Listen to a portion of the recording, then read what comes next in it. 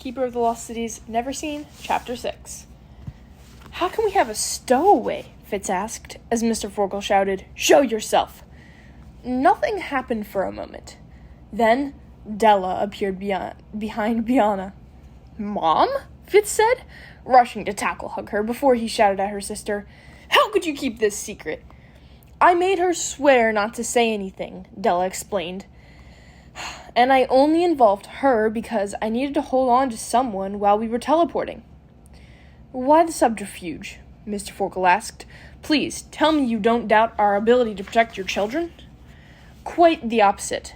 Della straightened her gown, looking like an ocean goddess in aquamarine silk. "I'm here to join the Black Swan."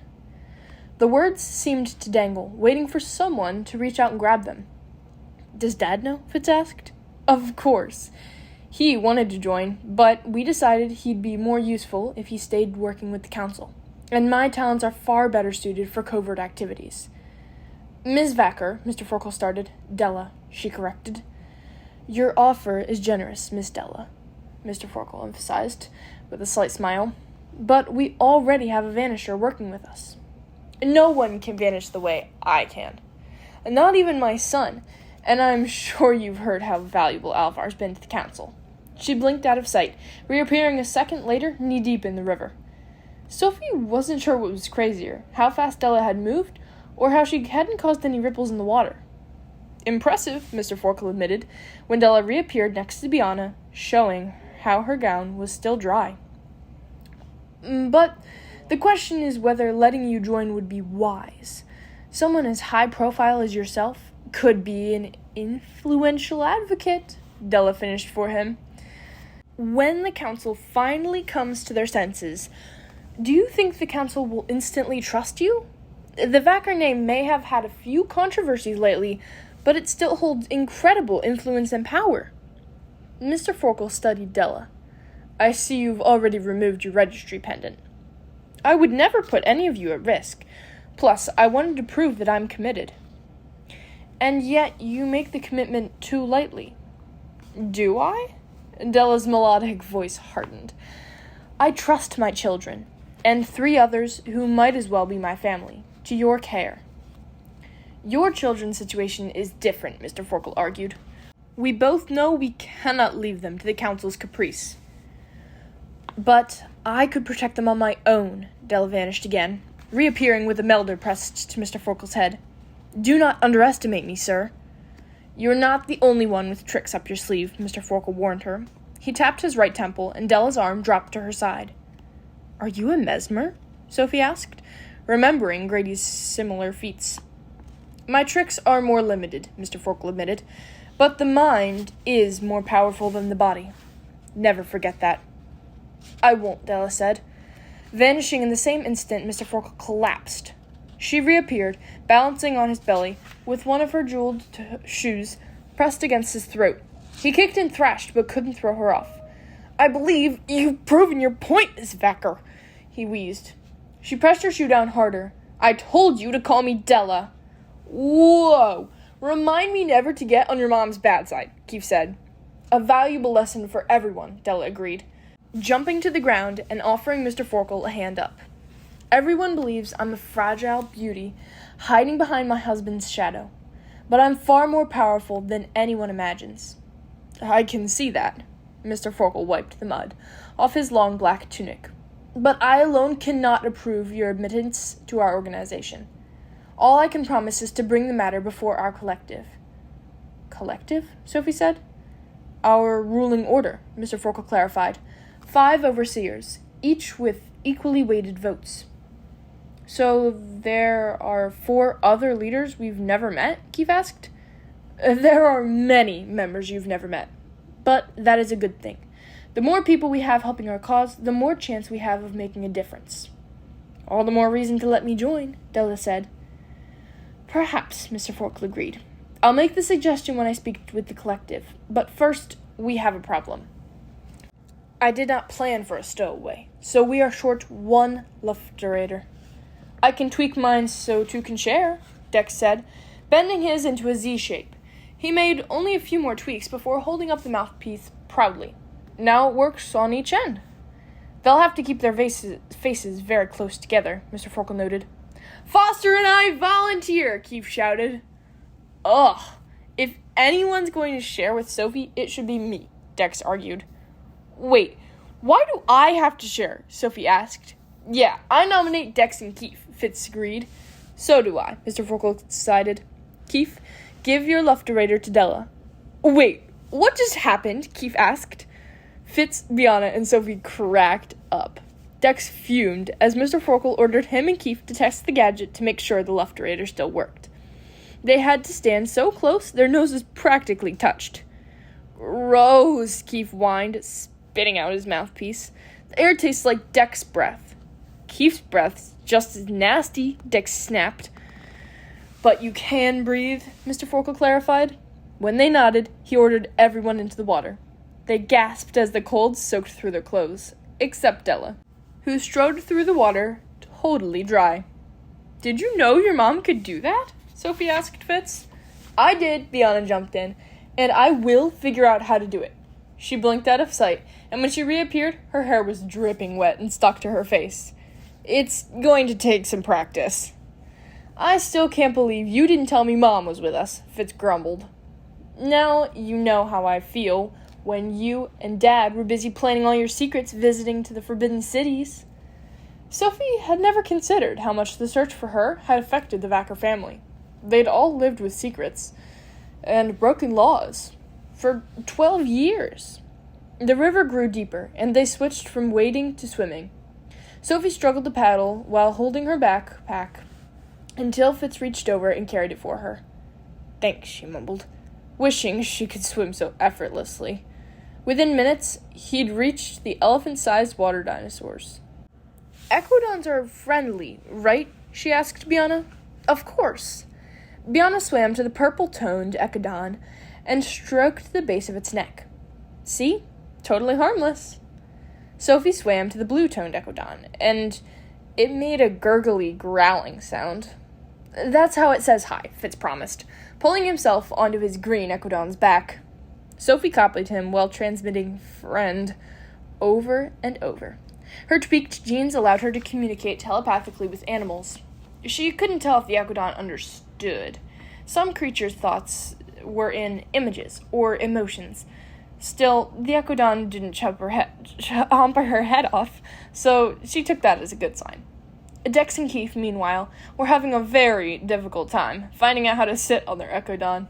After several hilarious attempts, they settled for Keith sitting backwards with his arms wrapped around Dex, and Dex reaching around Keith to hug the echidon's neck. You guys look so cute, Fitz told them. Dude, your payback is going to be legendary, Keith warned. Left-orators in, Mr. Forkle called, before Dex could add his own threats.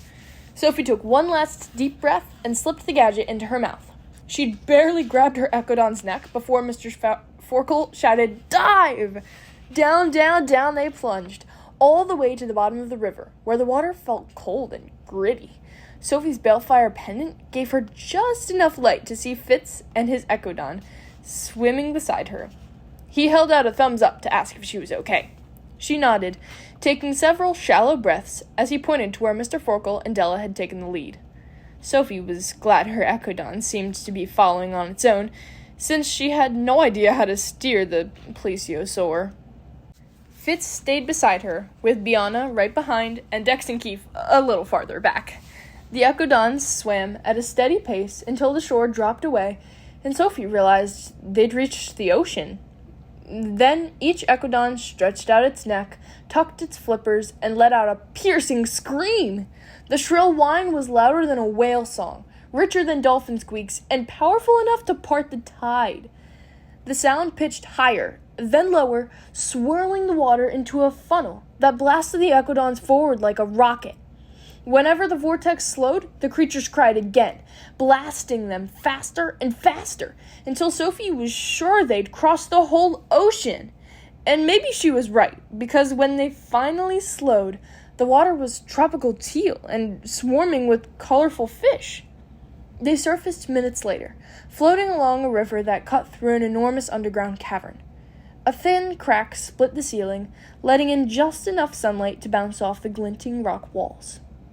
everywhere the light touched, life had followed, transforming the cave into a subterranean forest.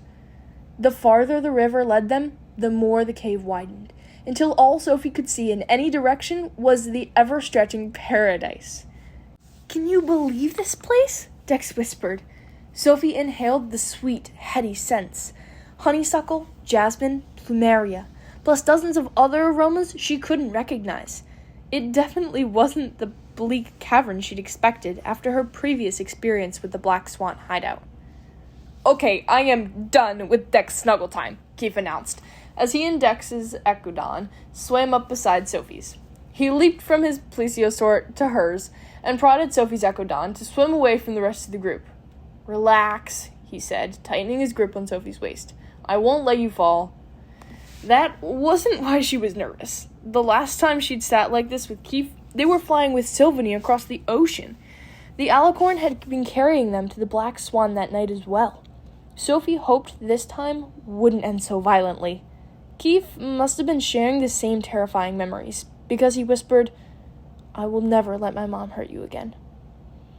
"You didn't let your mom do anything, Keith.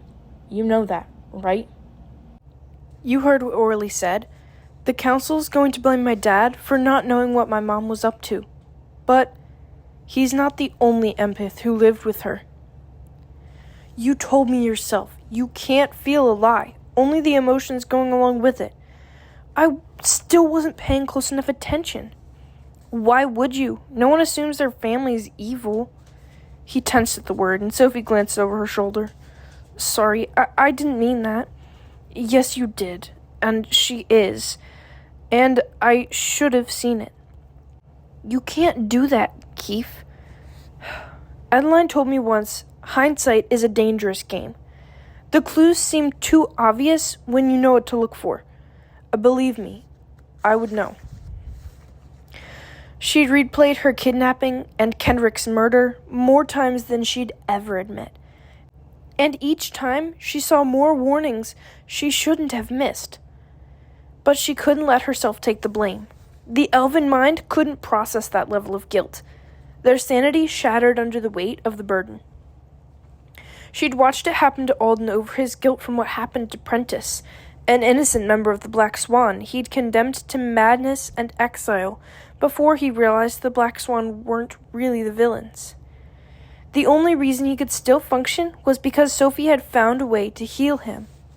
"Please," she whispered, "you have to protect your mind, Keith. We both do." "Okay," he said, after a painful silence. "So we catch these guys and make them pay for what they've done." "Can you really do that?" Sophie asked. "I mean, it's your mom, and I know you think it won't matter, but it won't. She used me, tried to kill me, tried to kill my friends, and don't say she saved Bianca on Mount Everest, but she did. They would have rolled off that cliff if she hadn't stopped them." "Right, so she was saving herself, and Bianca was lucky enough to benefit." Sophie wanted to argue, but she could tell it wouldn't help. Plus, maybe Keith just needed to hold on to his anger. Anger was safer. "If you ever need to talk," Sophie whispered. "Thanks," he whispered back. So close, she could feel his breath on her cheek. His arms tightened ever so slightly, making her heart twitch to a hummingbird's pace. "Listen, Sophie, You're still wearing your sucker punch," Dex interrupted as his Ecodon caught up with them. "If he's annoying you, just knock him off with one good backhand." "Man, 1 second you're sharing the air with a dude, and the next he's trying to get you punched in the face," Keith mumbled. "Isn't that pretty much what everyone wants to do after they meet you?" Fitz asked, as he and Bianca swam up beside them on their Ecodons. "Keep it up, dude. You're just adding to my list of reasons to punish you," Keith warned. Fitz shrugged. "Bring it on." "You guys are ridiculous," Bianca said, staring at the glinting rocks of the cave above them. "Does anyone know where we are?" "Yes," Mr. Forkel called from above. "Your new home."